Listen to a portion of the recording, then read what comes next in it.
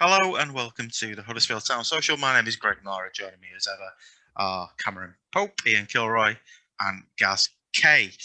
It's been quite a week to be a Town fan. Varying emotions from the frustration and disappointment of being unable to sign a striker on deadline day to the desperation of wanting Huddersfield Town to win against Luton yesterday to the hilarity of what preceded those events last night on Twitter as we record this on Sunday at lunchtime.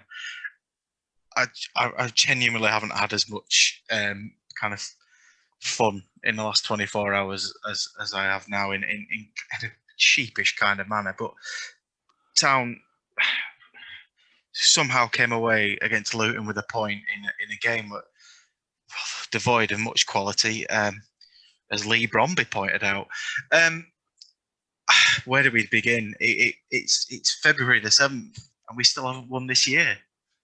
It's a nightmare, lads. I mean, you guys have got the joy of having me on camera, and you might be able to see on my forehead, I've got a massive lump right underneath my headline, and that is from banging my head against the fucking wall, watching another performance that just doesn't seem to change. It's the same old story. We do not threaten, we tread water, and I thought Nathan Jones captured it succinctly after the game, and he said, I'm just disappointed we didn't get that second goal, as I think that would have been enough. Of course it would have been enough. Of course it would have been enough. We were never going to score a goal from open play. The one time we actually looked like threatening from open play was when Dwayne Holmes almost converted that crosser in midway through the second half. And that only came because Luton gave the ball away in the left back position. That was the only thing we created from open play in the whole game. And okay, the goal we capitalised. It was a good flick on and a dummy, and Naby was in the right place at the right time. But once again, we just do not threaten, and it's so alarming. I've gone back now because we're still, into the second month of 2021, like we've said. We haven't won a game, okay? Looking back at the results we've had, looking back at the games we've had, nothing seems to change. So, Luton game, 2 shots on target, okay? 60% possession, we drew 1-1. Stoke, we had 71% possession. We had 4 shots on target. That's, positively a record for us almost. We drew 1-1. Bristol City, okay, we had 6 shots on target, but, we still lost 2-1, didn't we? We still lost 2-1 with 64% possession. Millwall, 68% possession. We had a grand total of 1 shot on target. Watford, we had 47% possession. 1 shot on target. Reading, 52%. 2 shots on target. So if you take out Bristol City, where we absolutely battered them, that's 5 games. We've had 10 shots on target and 3 goals. That's a shot on target every 45 minutes. And it's 2.5 hours per goal. It's 2.5 hours per goal. And okay, in the Bristol City game, in which, we were lucky not to get something, we had 6 shots on target. But we only scored once. And in that game, defensive errors let us down. So the moral of the story is we can't attack. And the one time we do attack, we have to because we've already shipped 2 early goals and we still can't crack them. Josh Koroma is still our top scorer. And he's missed 11 championship games through injury. I just don't see this problem turning around. And I put my neck out there a few weeks ago on this podcast and said Town are safe from relegation. I want to hereby eat humble pie and retract that statement because I just don't know. I see us in free fall at the moment. And yesterday was just, I don't know what the opposite of the icing on the cake is. Honestly, it's like the butter that lines the tin. It's just all congealed and crusty. I'm sick of watching it now. I'm running out of excuses to not watch the midweek games. There's only so many trips to Morrison's I can make over the time that Town are playing. Honestly, it's I'm tearing my hair out watching this. I don't see how it's going to get any better. I think the way it's going, Cam, you'll probably run out of analogies before Town win their next game. Listen, Luton were everything that Town weren't yesterday, I thought, between the 11th minute when they first scored and Town somehow scrambling an equaliser out of nothing. They absolutely dominated the game. I'm sure we'll get on to Lee Bromby and his commentary, but, at one point he said that Luton's football was, quote, simple. He's not wrong. They were simple and they were effective. Luton should have won that game. Hands down, we scrabbled the point. And, I think sitting here now the next morning, it's a bloody good point, a really good point. And could turn out to be important. But, one decent delivery into the box. Sluga only had 1 save to make and he made a hash of that and we scored. But, to win any game, we've got to score 2 and 3 goals because we make so many simple individual errors. Naby Sarr yesterday followed up Keogh's last week. But, there's a saying in football that, when you make a mistake, never make a second. You've got to make sure that your next decision after making a mistake is a good one. And that happened against Stoke. Kaye made the mistake. Naby Sarr then made another mistake straight after by fouling the lad. Yesterday, he made a mistake. He gave the ball away. But, he then goes racing after it and leaves a massive gap for Luton to play into. Horrendous defending. And once we conceded, I was really concerned because the body language was awful. I'm starting to worry that the players are starting to think, is this actually going to work? All of this football, is it actually going to lead anywhere? I don't want to single out Mbenza because the lad's been a bit of a revelation this year, but he looked like a player that was disappointed to still be here. I'm wondering if he was playing for a January move, and it's not come to pass. We created one or two passages of play that looked okay, but as usual with Town, they dwindled to nothing. But every time Luton put a cross into the box, and their delivery into the box was quality, I have to say, yesterday. They looked like scoring. We've got massive problems. The form doesn't need speaking about. We are now officially bottom of the form table over the last 10 games. We don't look like we've got much of a fight for a relegation battle. And I think fans who are saying, don't worry about it, it'll be fine, we'll go again in the summer. Guys, we're already in a relegation battle. You need to wake up. And the teams who are in the relegation battle with us, the rivals that we're looking at, and actually, I think calling Luton a relegation rival is doing them a disservice at the minute. They don't look like a relegation team. But when you look at those down there, the Coventrys and Rotherhams, Rotherham are absolutely flying at the minute. We've got a problem. We've got a real big problem.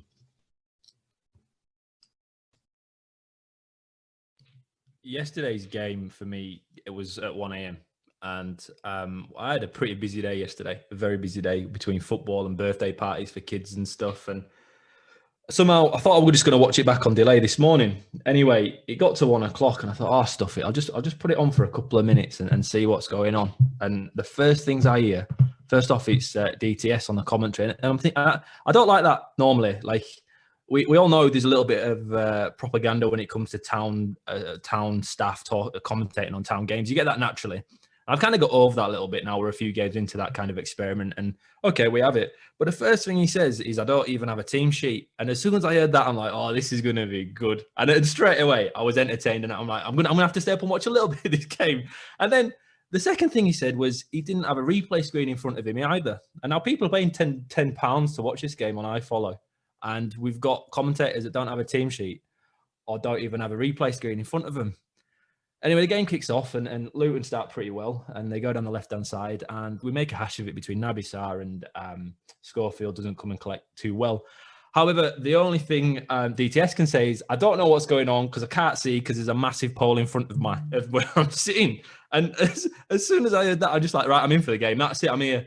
And unfortunately, the commentary was probably the best part of the entire evening until the Twitter stuff kicked off later on.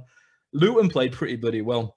They pressed extremely high. I think looking back at how we played last week, when I think we were trying to play it out from the back between Naby Sarr and Richard Kaye, and what they were doing, they were allowing them to play it forward slowly with like a concentrated press where they allowed them to drive it forward themselves. But the way Luton went about their business was they overcommitted on the press. So every time Naby Sarr got it, they pushed 5 and 6 forward. And for the mistake for the goal, there was 6 Luton guys pressing on 4 Town defenders. And Naby Sarr's made a horrendous decision with an awful pass. And Lee Bromby couldn't even excuse that. He was struggling to find the words to explain what had gone wrong with that option that Naby Sarr took. And we find ourselves 1-0 down again. Before that, I thought we were pretty shit. I thought we started flat. And then, as Town often do, when we do fall behind, we seem to do okay. But it's a real different thing playing well when behind from being able to dictate play when ahead or equal. For the middle of the game, we were fine. We were all right. The game was a bit huff and puff. It looked like 2 relegation-threatened teams battling it out, and that the game was really important. It reminded me a lot of how away games were prior to COVID, in that if this was last year or 2 years ago, I know we were in the Premier League at that time, but say it was a couple of years ago and that was the game that we had, you'd be happy enough walking away with a point. Luton are a decent enough team. Bromby's exact quote, guys, it cracked me up and all. He goes, Luton don't play like us. We like to play it down on the floor or something like that. They play pretty simple, really. I'm like, yeah, pretty fucking simple that they're above us in the table. Why don't we play a little bit more simple then? Carlos Corberán before the game says, Luton are a very good team and that's why they're above us in the table. You don't have to be a very good team to be above us in the table, Carlos, unfortunately, with where we are at the moment. We're on a horrendous run of form because we just cannot create anything. We cannot create clear-cut chances. The only thing we had yesterday, which is an improvement, we were pretty good at set pieces. Obviously, we scored from the free kick and even from corners. We looked a bit of a handful. We looked okay. but we just give chances away far too easily. And teams that struggle in leagues do that. We have to work so hard to create chances to score goals. It takes a run from midfield or a back heel like last week. We have to do something really special to score a goal. Even like a tap-in, the first effort doesn't go in. We've got to get a tap-in at the back post from Naby Sarr because the first opportunity doesn't go in. But when we give chances away, they're so simple. They're so simple. Men are free here, there, and everywhere because it comes from a simple back pass, a simple error from the centre-back Naby yesterday. It was just a game that was just, like you say, it felt like the players knew it was important. And I think that's what happened with Toffolo at the end. It was a clear sending off for me. He's gone over the ball, his legs high, studs up. I'm not saying he meant it. I think he takes a little bit of a bad touch and he's pissed with himself because he knows how important the game is. And he goes flying in and unfortunately gets a red card for it. Lee Bromby said of that there will be an appeal probably and it'd be overturned most likely. What are you on about, man? It was a simple red card, but look, it is where it is. The point I actually don't think is too bad there. I think Gaz wanted 7 points from 5 games we were talking about before. And I don't think that's possible anymore, is it, guys? I think Wycombe was the 5th game and that'd be a maximum of 5 points now. It was an important game. And it's just such a change of fortune in that in January, I'm sitting here happy clapping, as everyone claimed, with a 9 out of 10. Looking with a bit of recruitment, we could do really well and push up the table.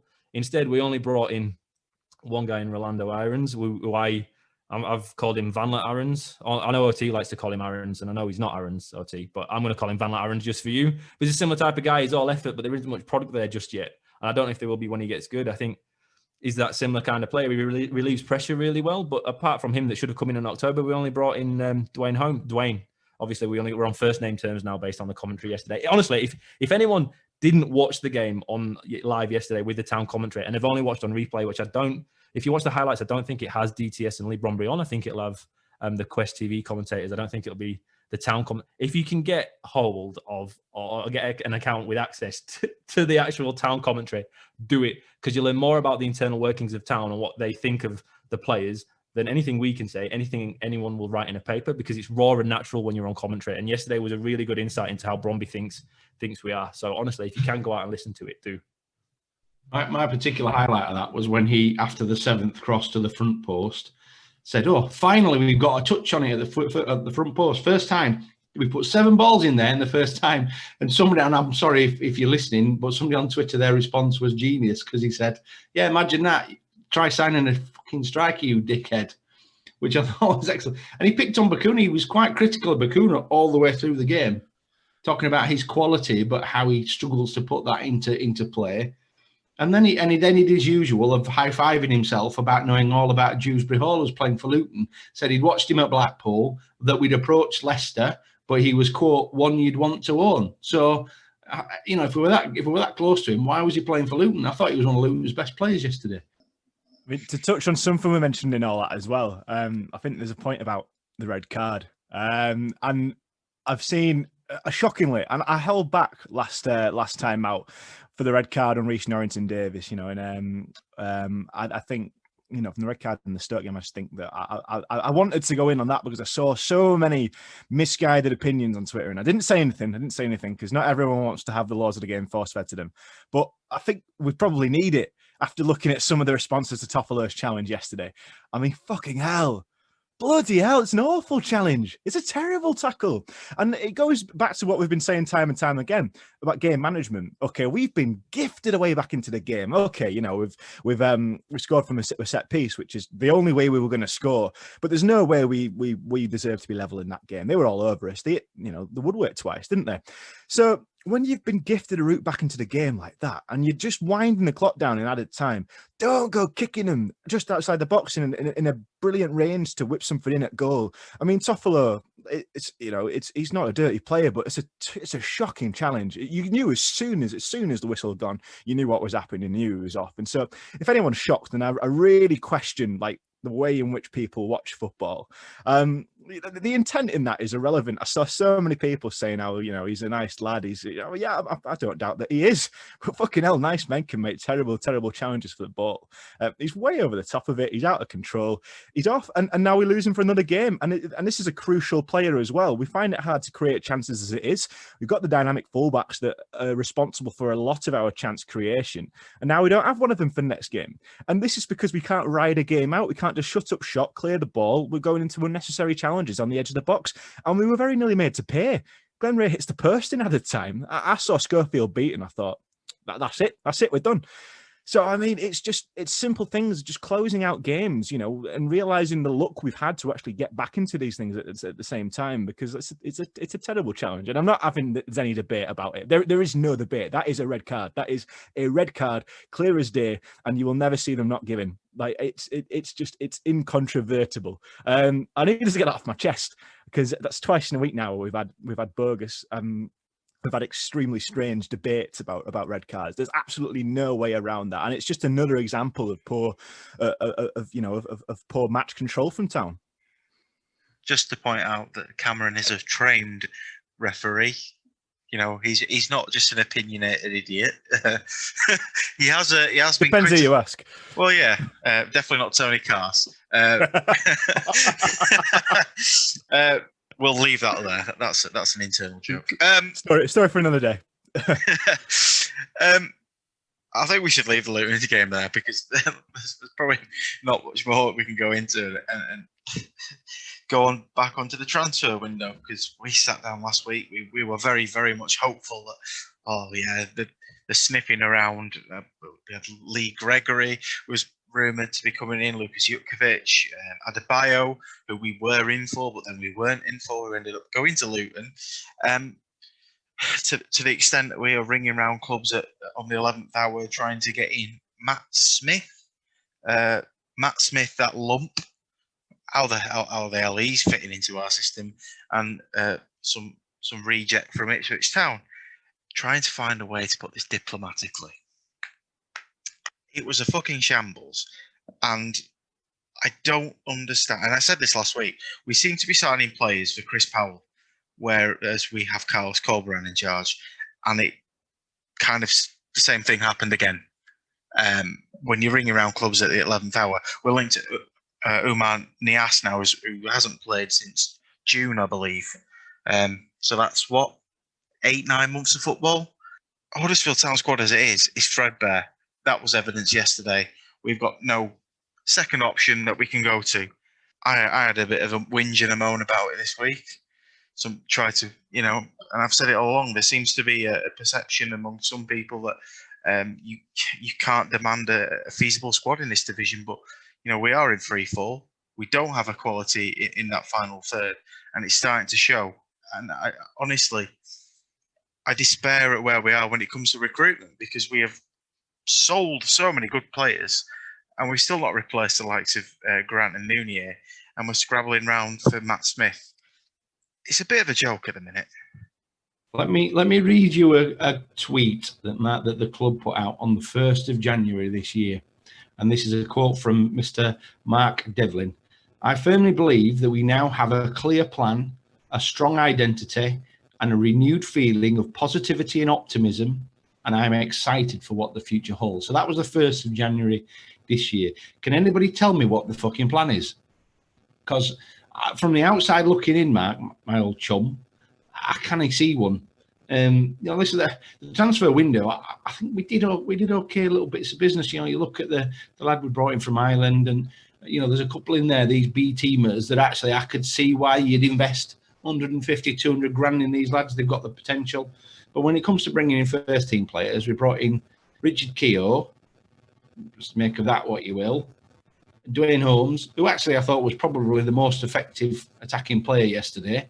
But, I'm not entirely sure he's what we needed. I think he fits in Carlos' system, but I'm not entirely sure he's what we needed once Karoma and others are fit. But, the striker thing is just, shambles is the right word, Greg.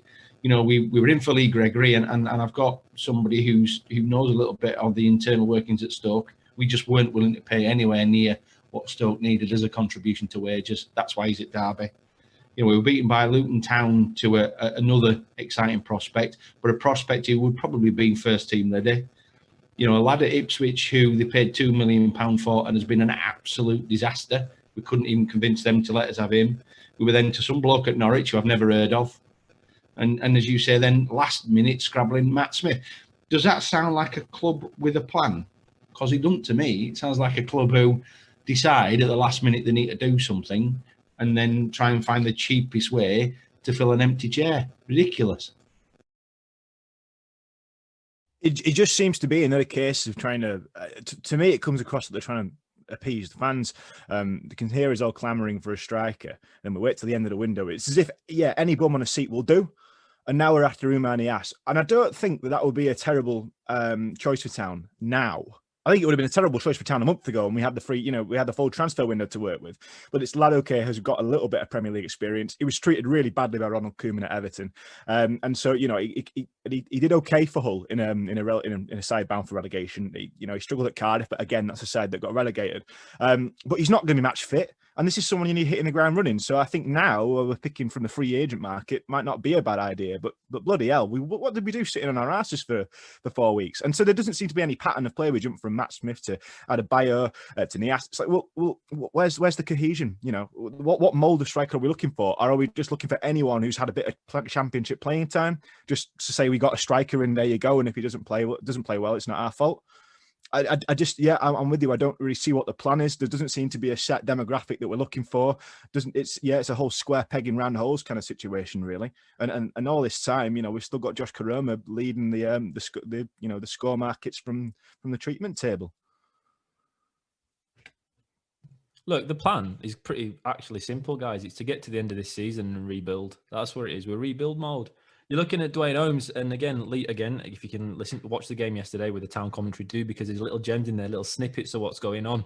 When Lee Bromby was talking about Duane Holmes, he was talking about him playing in a 3, and it offers a lot going forward with Lewis O'Brien and Johnny Ogg. But that's because Bakuna's going in the summer, and that's where Duane Holmes will fit in. So I think that's what the plan is there. I don't think he's necessarily what we needed right now, Gaz, you're right. But I think going forward next year, they're looking at him in that middle 3.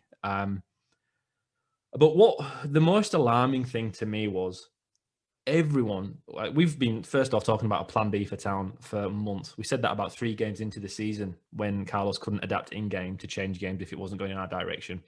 Now we blame the squad for that it's not big enough. Yeah, we've been there before, but also tactically, we never really kind of changed it.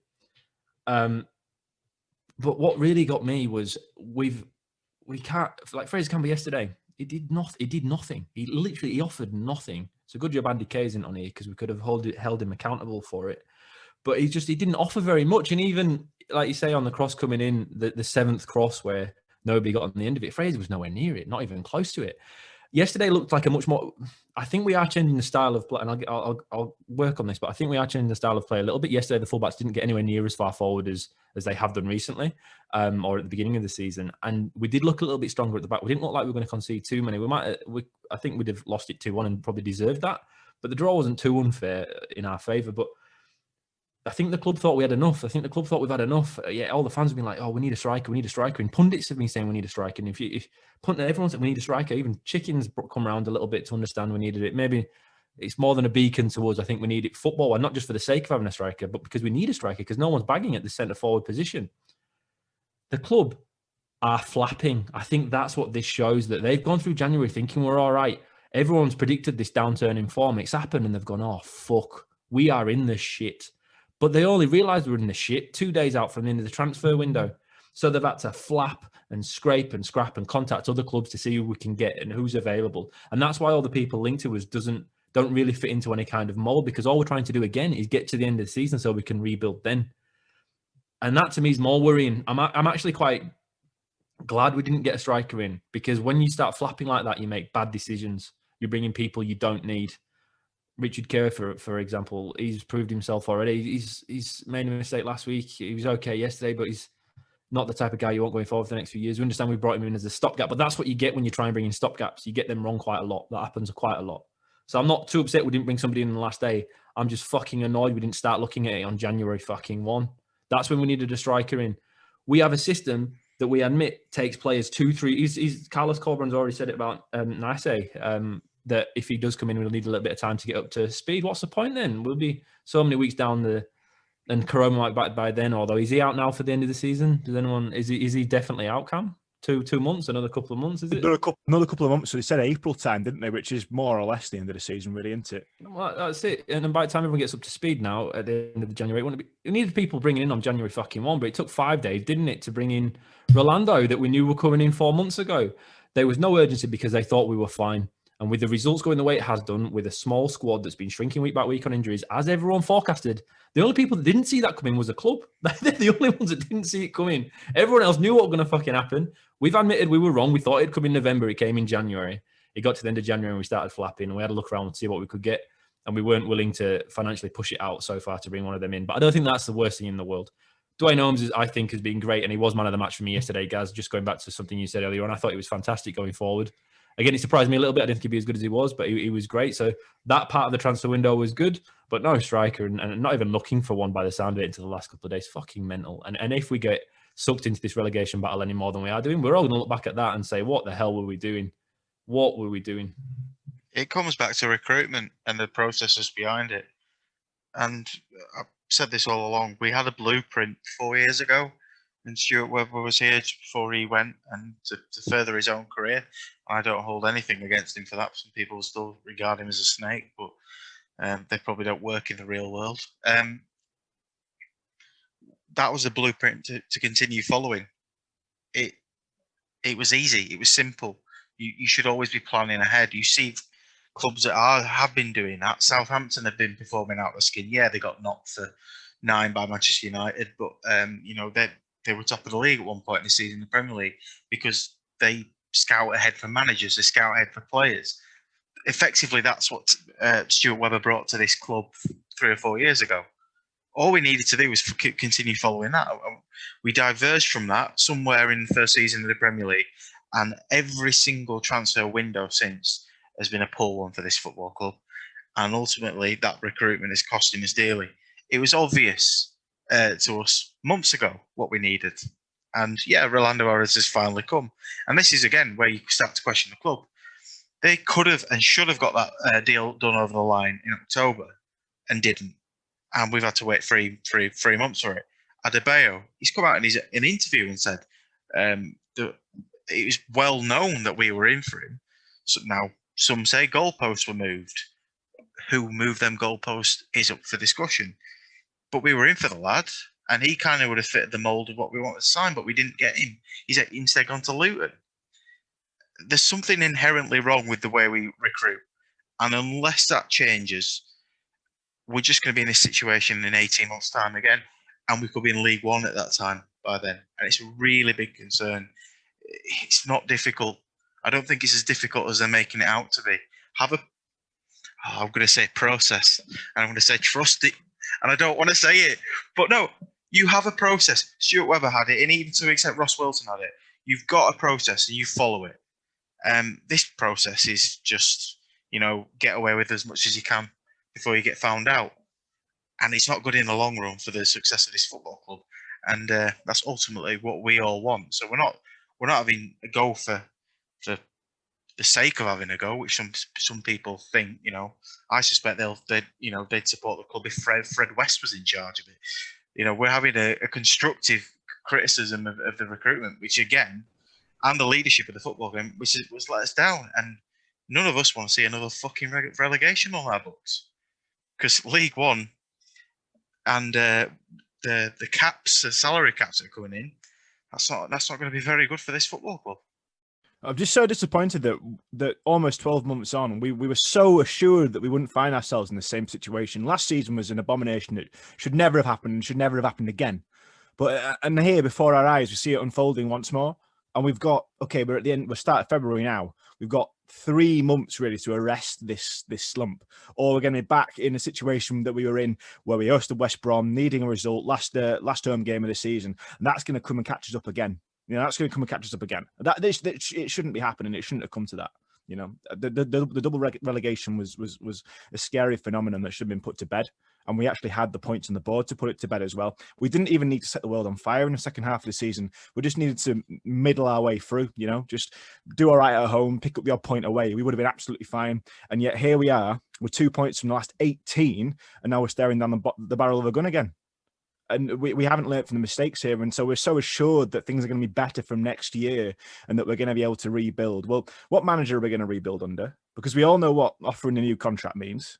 We know that people will be sniffing around him, that he'll turn heads and he'll get the promises of, you know, actual backing with actual players that fit his system. And how are we going to, you know, attract players? We're not a big draw. We're in dreary Huddersfield with its horrible weather. And you know, two, they're not going to look at the shambles the club's been in the last couple of years. We've not exactly got the pulling power we think we have. And we thought that this season was going to be better. And it's not. It's turning out to be exactly the same as the last campaign. So I just don't see what we've got to be enthused about at the moment. You know, it's really, really hard going now watching this club. You know, there's teams that are about to go out of business and drop off the face of the earth, and that's the real mire. You know, that's the really end of the road. But this is this next tier up, you know. It's okay. We've still got a club to go and support at the end of the day.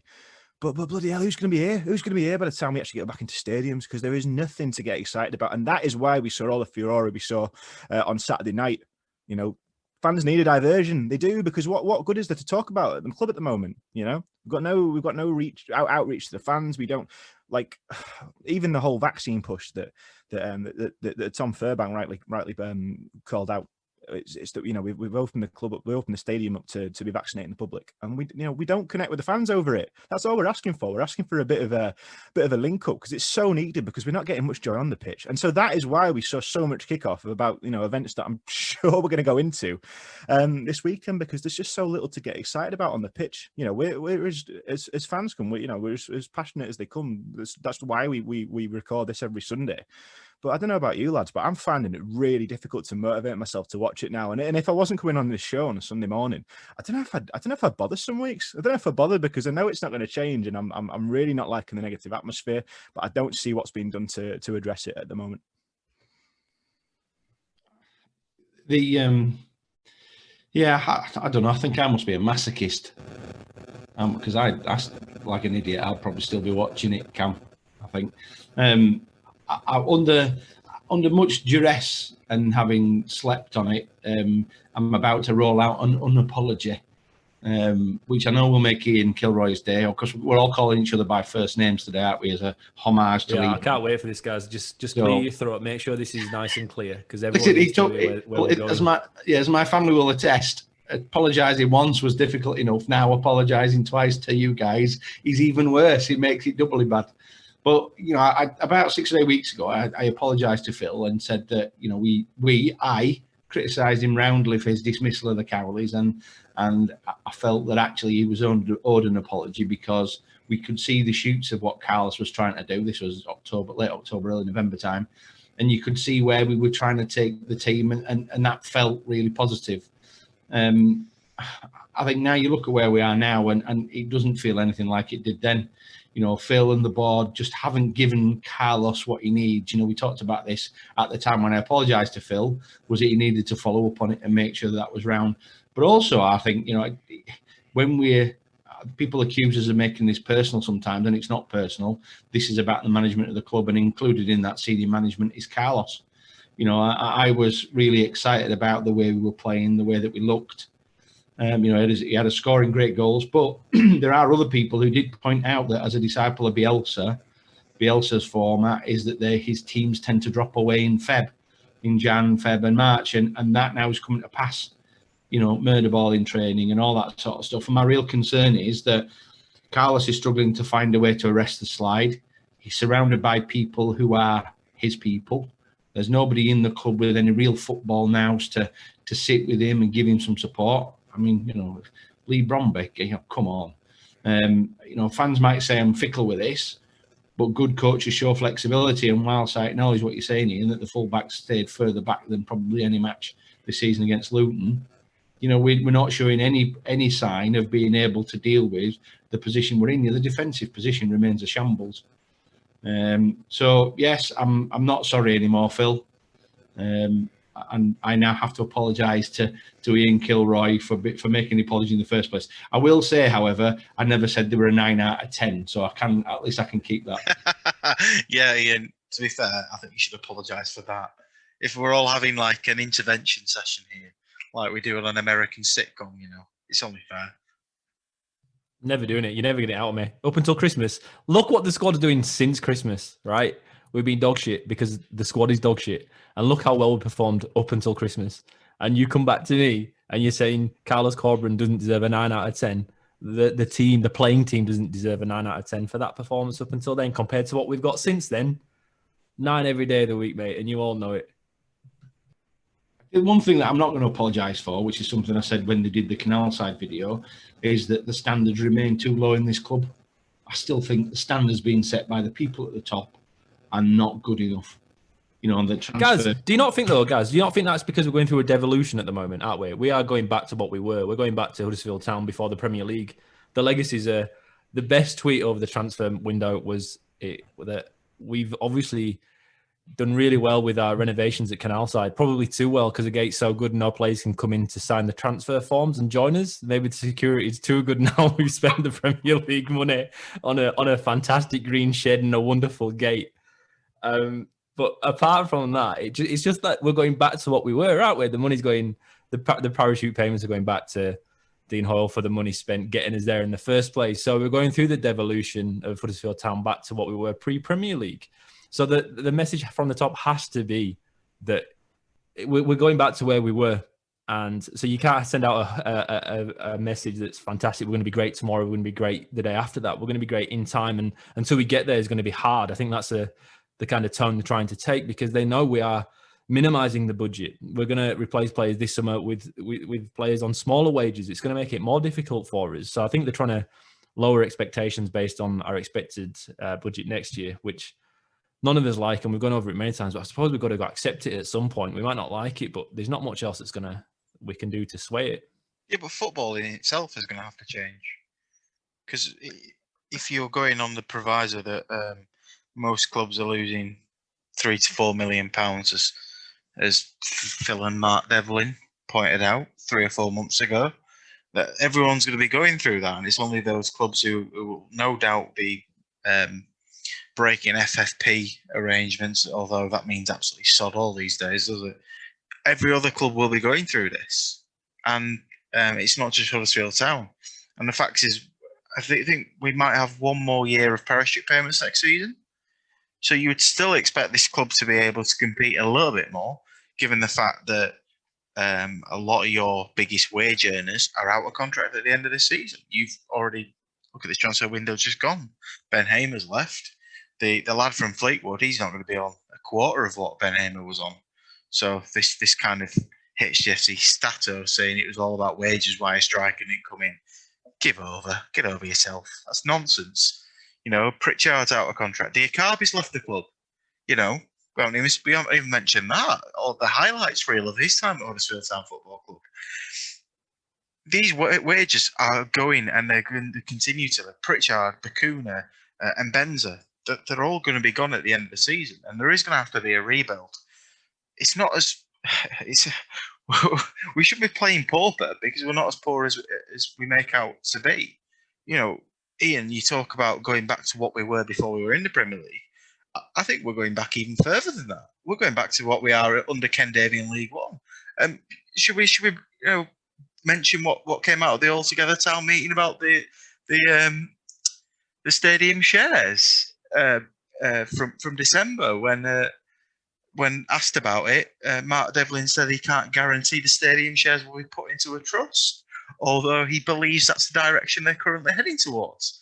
This is a regression to kind of mid-table League One days with John Dungworth as your coach and Andy Ritchie as your manager. This is a lot.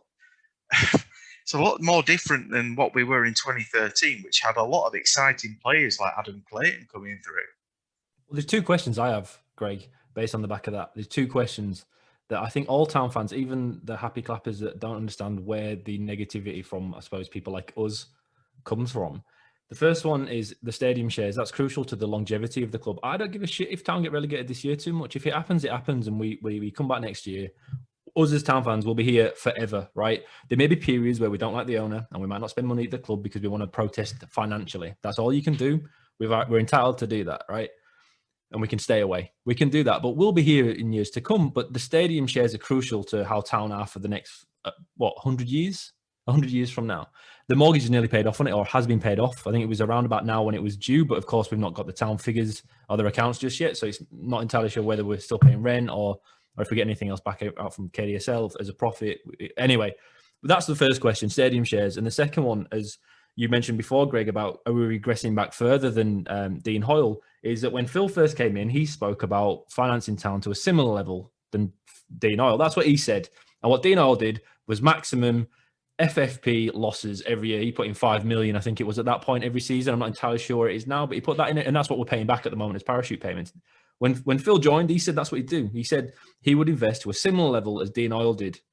And now, when I'm saying we're going to go back to what we were, that has to include the FFP. And if it doesn't, then we are regressing further, aren't we? And that's just, they're the two questions that need answering. And if anyone can put questions to the club, they're the most important ones. They are the most important ones. I'm the biggest Carlos Colburn fan going. He's been doing fantastic. He's done wonders with it, with being delivered less than shit. But the stadium shares and what financial backing we're actually getting and what we can compete with in the next 10 years is really important to the club. It has to be to everybody. And I don't understand. I don't think people are ignoring it. I think they just don't know it. Do you know what I mean? Like, I don't think they're actively trying to say it's not important. I don't even know if they're aware of how important it is. I think they miss it sometimes, and it's really important the club come out and at least answer it. Maybe Devon did answer it, and if he has, then that's pretty scary, and it is to me anyway. Phil went to great strides when he took over to negate the comments that he wasn't financially able to support the club. You know, he went on another podcast waving his company accounts about. He did that. Nobody asked him to, by the way. You know, he felt that he needed to justify his ability to support the club and run the club in the way that it has been done under Dean. Now, there is a side issue in COVID, and that's created a scenario that nobody could see coming. So, you know, I think, as I've said many times on this podcast, cash is king. He's got to preserve the cash position of the club to make sure we see out the other side. You know, things are looking brighter. Fingers crossed we're going to be back in a stadium next season. But certainly we're not this season, are we? So, you know, he's had to manage that crisis. However, having said all of that, when you look at the income the club has had, not just on parachute payments, which we all know, you know, where that money's going and into the club, it's going back to pay off the previous owner. There's been substantial income from player sales, and I can already hear the pedant saying, yes, but if it's £15 million, you only get £1.5 million up front and then £2 million this season. And yeah, but surely any players we buy, the format would be the same. So I absolutely don't. That's a complete red herring. You know, he needs to either now start to show he's got the ability to invest, or, you know, and I can already hear the other pedants now going, well, are you going to take over the club? Where's this line of suitors who wants to take over the club? They existed when we were in the Premier League. They don't exist now.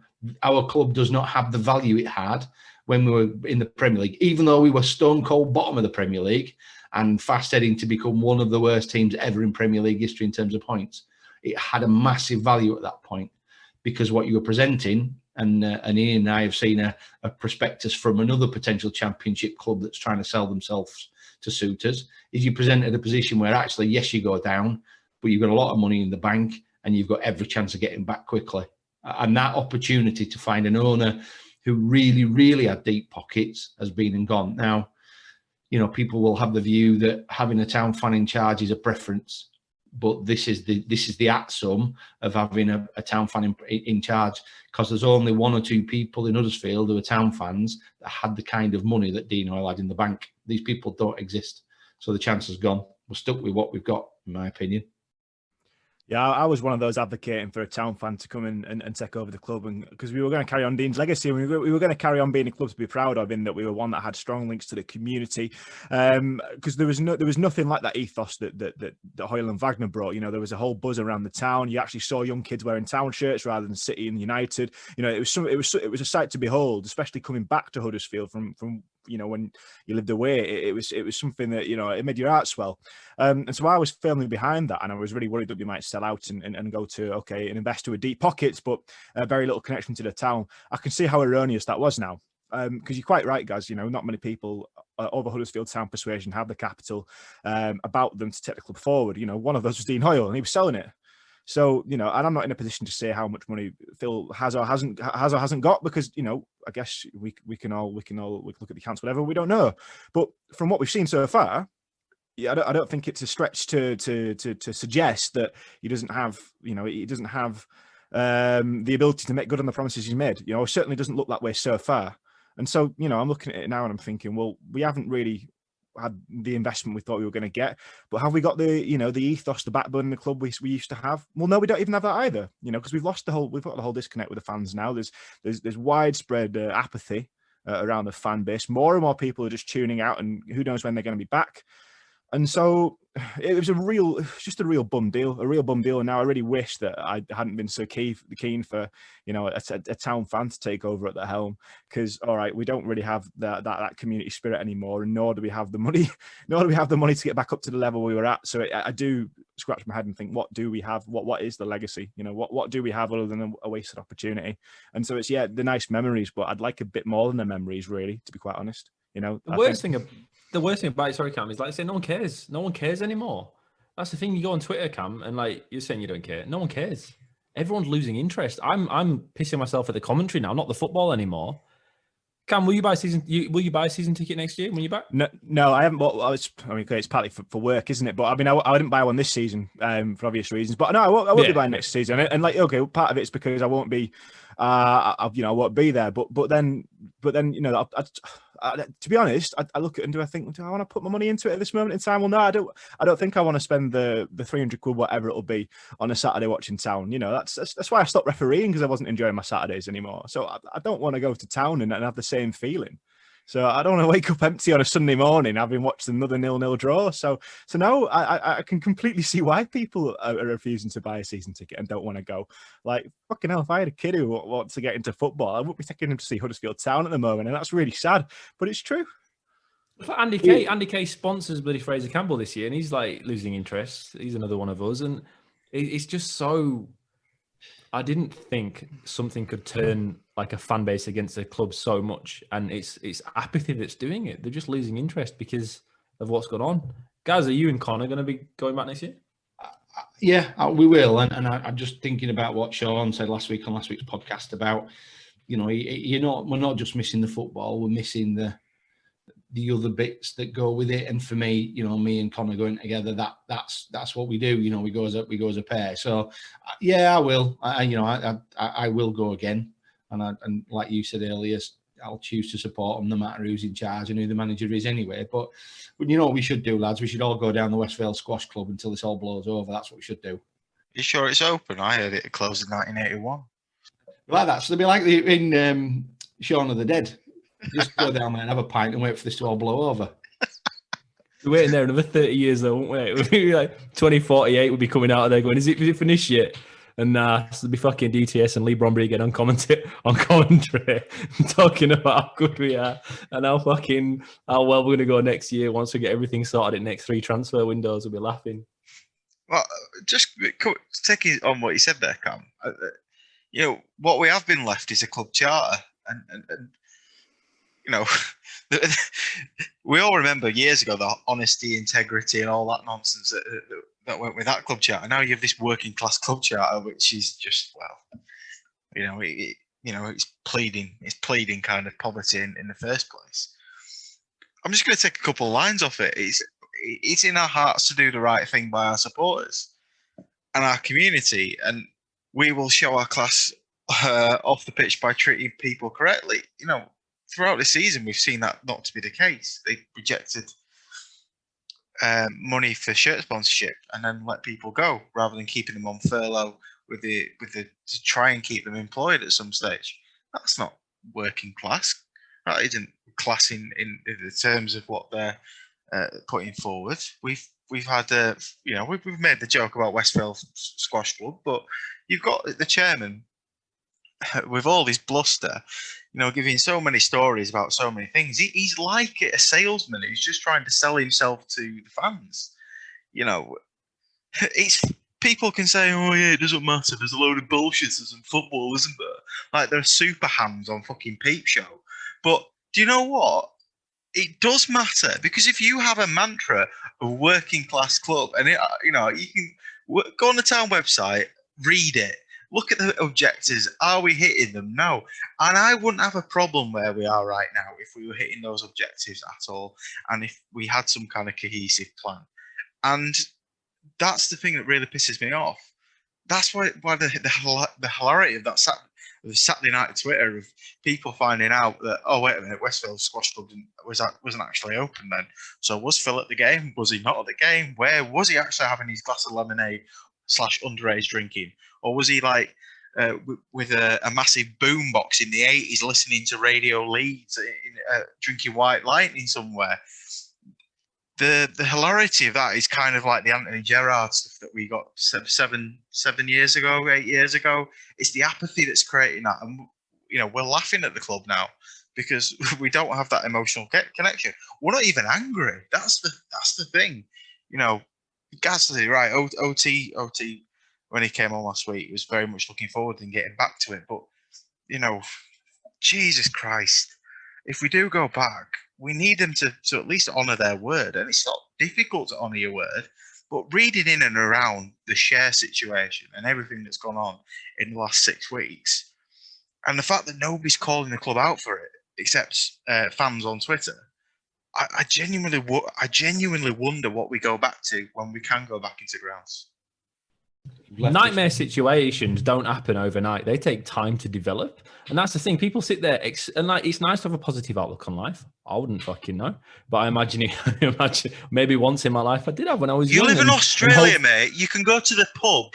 Yeah, but it's full of Australians. Fair enough. So it's nice to have a positive outlook, right, on life. It was when I was young and I thought I could be a professional footballer. And then I realized I was only 5'10" and slow and not very good. And that ended, and then life became pretty shit. Right, but some people still have positive outlooks on life, even when they reach later life. Like Gaz, we obviously all can't have a few investment houses, so Gaz has a rosier outlook on life than most people around, or will have at his age when we get there. But look, they like to paper over the cracks, I think, sometimes because they don't want to think of what could happen.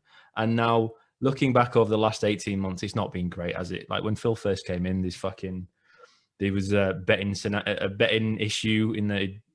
I don't know exactly what had gone on there, but that had to be sorted out by the FA before he could take over the club. Then you had the Paddy Power nonsense that went on. Don't know if that was commercial director driven or Phil, whatever. Shit has gone on since Phil's taken over that didn't happen when Dean was here. Never, ever happened. And we're just progressing worse and worse and worse. Now, look, if things are going well on the football field, no one gives a shit. We all sit here thinking, great, we're winning like me, 9 out of 10, get in, come on, let's go on, let's push up the league. But this regression back to where we were is really difficult to accept for me. I can't take it. I suppose I'm getting there because, like you say, it's just a farce now. You're seeing things and it's laughable. It's laughable on a weekly basis. And I think that's the biggest worry ever. I'm still not spending my money at the club for what's gone on until Town release their figures, until we know what's going on exactly there. But fuck. These last few weeks have been like extra crazy, and I do put it all down to the club flapping. Fans are flapping and maybe showing it as humour in that we're trying to laugh out of this terror of being relegated into League One, like you say, where there's salary cap issues and we might not be able to get out of it for a few years because you can't waft your big dick money about anymore because you've only got a 1.5 million salary cap, I think it is, down there. And how that really does stop clubs being able to buy themselves out of problems. Because I think Rochdale paid for a player yesterday. We're in COVID. We're all talking about cash flow being an issue. Rochdale have paid a fee for a player because down there when salaries are low, the clubs have money to spend as well. So it's a level playing field, and bigger clubs like us at that level suffer because of it. It's been a rocky few months, and just we have to beat Wickham, don't we? I'm like Cam. I'm midweek games are fucking killing me, and now. This week, I had a bit of an issue this morning. I'm like, okay, I'll watch the game, blah, blah, blah. And I'm like, oh, shit, we've got a midweek game as well. I'm like, no, we don't. Great, we're all right. We've got 7 days off. We can just relax for at least 7 days before we've got to find an angle on it. But we've got to beat Wickham, haven't we? We have to, because if not, that spiral is set in, and it is set in, and probably for good. because we can't recruit anybody who's going to have an immediate impact. So come on, Town, come on, just dig out a win against Wycombe. And after that as well, Middlesbrough Swansea derby. You know, I'm not looking at this with barrels of optimism, you know, in my belly. Middlesbrough 7th, Swansea 3rd. I mean, you know, derby's going to be an important game just as much as Wycombe is. But this is the worst possible time to play him. It's the worst possible time because I can't see us taking a game to anyone at the moment. I think I hate the fact that I think a draw would be a good result. I really do. I mean, until we get this, you know, we get the devil off our back and we break this duck of not winning this year, I just can't see it stopping. I was so confident, and you all heard, and you all called me early, and I thought, no, this is a hill I'm willing to die on. We're not going down this year. And I mean, now I'm looking at the table and I'm seeing the 5-point gap and the games in hand. I'm thinking, I don't know, maybe I went a bit too early here. It's a long time to go. Yeah, 18 games still to play. 18 games, man. You know, and going on the rates I gave earlier in the podcast, that means about 9 goals we're going to score. So I mean, fucking hell, it's like 9 goals to save our season. I really don't know. So I mean, oh geez, I think I'm down to commentate like one of the last 2 games of the season as well. I'm thinking, bloody hell, it's going to be like a repeat of it's going to be a repeat of West Brom. It's like I can't believe it's come to this. I can't believe I went so early and I was so sure. And I was even saying the big, you know, the PO word, thinking we might have an outside push. I never really thought it was going to happen, but I thought it was more likely than we were going to go down. I can see the error in that now. Jesus Christ, it's like watching a different team. Well, I've just got the form table in front of us here. If you want some good news, Cam, Wycombe are 2nd bottom of the form table and Middlesbrough 3rd bottom of the form table. The bad news is we're bottom of the form table, so that creates a problem in itself. But Wycombe's goal scoring is as bad as ours, as is Middlesbrough's. In the last 6 games, Borough have scored 3 goals, Wycombe have scored 6, and we've scored 4. So they sound like 2-0 draws to me, which, to be honest, on current form, if we could sneak a win and a draw and take 4 points out of them 2 games, I'd be doing backflips. But I just can't see it. I just think when you play Wycombe, we know they're going to play like when we played at their place. You know they're going to play, but playing against it and combating it is quite another thing. And Borough will be the same, direct and strong like Luton were. And see, you know, the thing about going back to the League One days, really, and going back about 15 years, winding the clock and all this and stuff, you know, at least we used to beat Wycombe by a lot of goals. I've seen them put 6 past Wycombe twice since I've been a Town fan. We're not even going to score against them this time. It's worse than it was when we were in League One. Bring back Jordan Rhodes, that's what I say. We're getting to the ways of roads money talk, aren't we? That's exactly where we're going here, lads. That's the next one. Well, I think that's where we should leave it. You know, I'm sure we've depressed you enough, but we are the realistic podcast. Huddersfield Town, 17th in the Championship, 5 points clear of Birmingham City in 22nd place, and 12 points off the playoffs. That's long gone. That ship has sailed.